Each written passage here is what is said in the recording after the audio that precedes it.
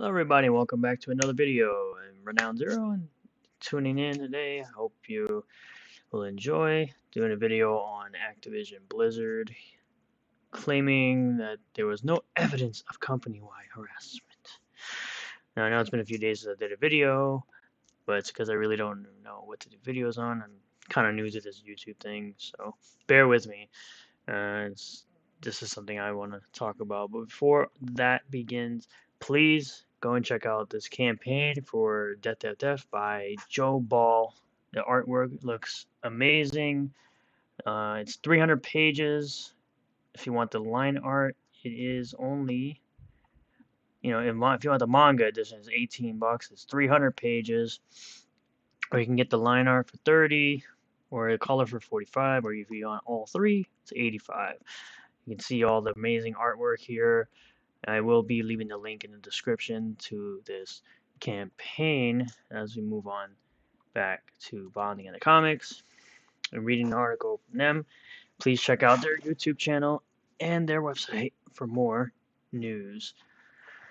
Activision Blizzard claim internal and external investigations found no evidence of company-wide harassment issues. Yes, this is like a similarity to the FBI investigating themselves and finding no no evidence of nothing. It's similar and akin to something like that. These are somewhat like sexual harassment issues and involving various employees at Activision. That's what this is all about. Let's read along.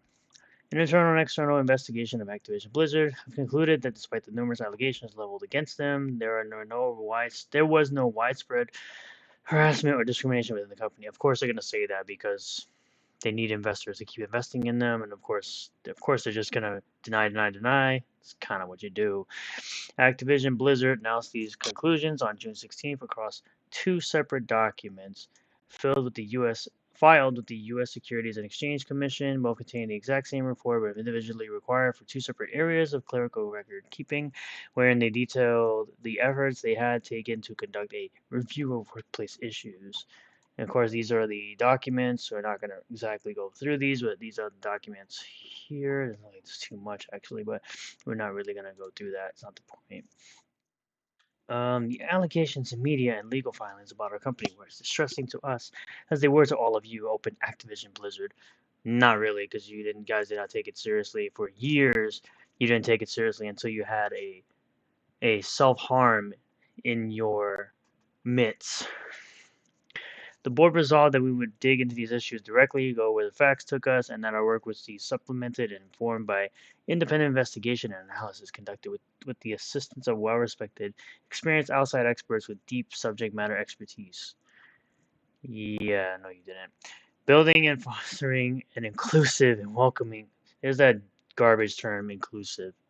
Whenever you see something like that, don't just pay these companies no mind.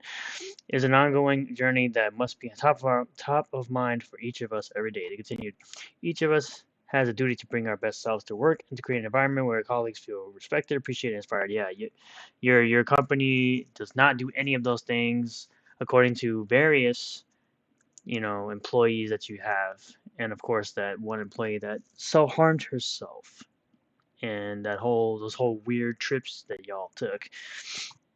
What we have come to realize over the past several months is that there are many truths about our company, individual and collective, experiential, and data-driven, and sometimes they can be difficult to reconcile. The company then admitted, for any individual to ever experience inappropriate workplace conduct, best-in-class policies and data showing progress provide little comfort indeed.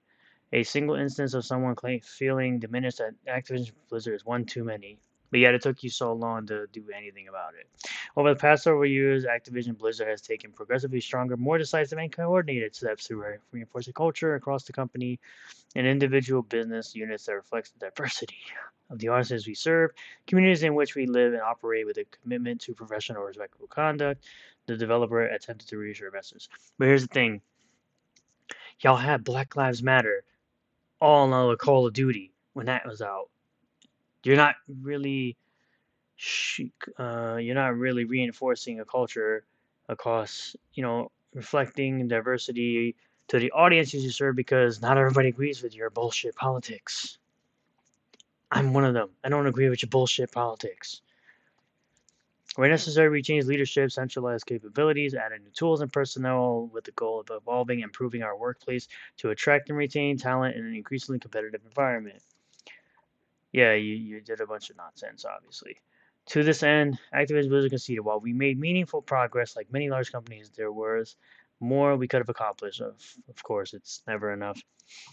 Since 2018, when we began engaging in good faith with both the Federal Equal Employment Opportunity Commission and the California Department of Fair Employment and Housing, in the case of the former, with respect to workplace issues, in the latter related to pay equity, this dog shit term, that trash term they're trying to use across everything, that everyone should be paid the same for doing supposedly the same amount of work, even though there are people who work harder, work longer hours, and do better work than a lot of people, but yet they should be paid the same as people who do shitty work, apparently. As were their respective agreed responsibilities, we have made significant progress. They recall the company engaged a wide-ranging team of advisors to assist in suffering from law firms to access and workplace issues.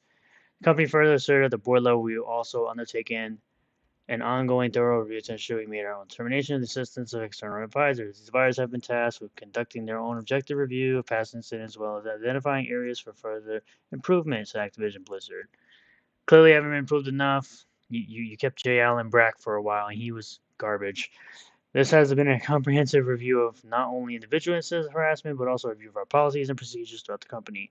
Of this work, they explained the board and external advisors have diligently reviewed allegations by the DFEH and the media by reviewing source documents, including contemporaneous notes from interviews with current and former Activision Blizzard employees, correspondence, and email communications, and conducting additional interviews of all current and former Activision employees. Their process ostensibly laid bare. Activision Blizzard then announced that per their findings, contrary to many allegations, the board and external advisors had determined there is no evidence to suggest that Activision Blizzard's senior executives ever intentionally ignored or attempted to downplay the instances of gender harassment occurred and were reported.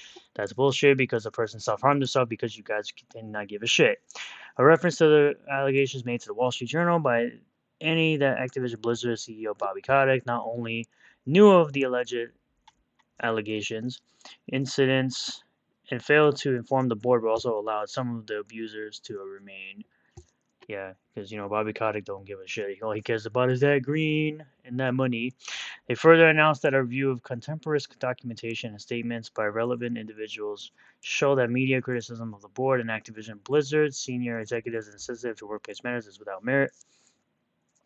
Activision Blizzard senior executives found in a timely manner and with integrity and resolve to improve the workplace, claimed Activision Blizzard. While there are some substantiated instances of gender harassment, those unfortunate circumstances do not support the conclusion that Activision senior leadership of the board were aware of and tolerated gender harassment, and there was a systemic issue of harassment, discrimination, retaliation. Clearly, Bobby Kotick knew, so that's a lie. Let's see. Activision Blizzard next informed investors that in an effort to bolster the validity of their findings, they invited former U.S.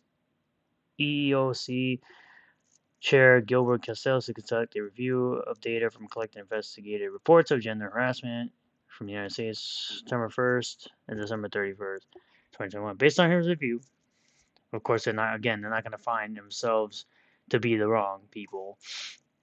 For the company, Mr. Castells concluded that there was no widespread harassment, pattern, or practice of harassment or systemic harassment at Activision Blizzard or any of its business units during that time frame. They additionally noted that Castells had also concluded that based on the volume of the reports, the amount of misconduct reflected is comparatively low for a company of the size of Activision Blizzard. Alongside these findings, Activision Blizzard informed investors that under the close supervision of the board, the company has implemented a series of comprehensive reforms and improvements across the company, and blah, blah, blah, I don't care. The company also noted that they quadrupled the size of Activision's Blizzard ethics and compliance team, which sounds like made-up jobs, triple investment in an anti-harassment, anti-discrimination, announced the launch of a new company-wide zero-tolerance harassment policy, and implemented new policies, including a global drug and alcohol policy for company-sponsored events and zero tolerance for alcohol consumption in the workplace. Activision Blizzard also highlighted their various changes regarding personnel, which included dedicating further resources to diversity, equity, and inclusion initiatives. All fake jobs. Please stop making fake jobs. These fake ass companies with these fake ass jobs. And the hirings of new chief people officer. What the fuck is this? Chief people officer? Again, fake job. Chief Diversity, Equity, and Inclusion Officer. Another fake job. Kristen Hines, the latter of whom is tasked, by the way, John, come on, gotta correct that. Of bringing diverse and inclusive perspective. No, yeah, diversity and not diverse in thought to various elements of the company's game designs, including storylines, character development, gameplay, and community action, which is all bullshit. All I do is make this character's gay or that character's this or that character's that. No, that's their character development. That's their character development. Sexuality change, like they did with Soldier 87 or whatever his name is in Overwatch. We recognize that these improvements can change the past for those who experience inappropriate workplace conduct. Activision Blizzard confesses a statement due to a close. Over the years, the companies have appropriately disciplined and exit employees to ensure that their practices match our policies. There simply is no room in Activision Blizzard for anyone who does not practice our corporate value of providing a safe, inclusive, again, fuck this word, and welcoming workplace that serves as a model for our industry. It just goes on with showing Overwatch, and they're apparently a fund for, harassment victims or whatever. Yeah, Activision Blizzard is garbage. They make good games, they make bad games, like, Tony Hawk Remasters was good.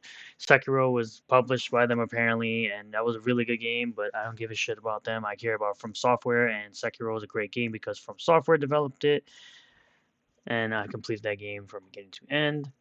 But that is all for now. Please be sure to like, comment, subscribe if you want to see more content, and please be sure to follow me over on Twitch right here. Follow me over on my Twitch channel. I'm usually live Sunday through Saturday, playing various RPG games. Right now I'm playing Tales of Arise, Final Fantasy Remaster, which was what I'll be playing tonight.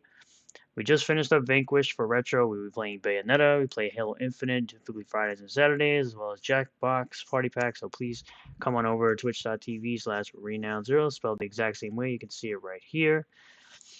And I hope to see you guys on the next video. Bye for now.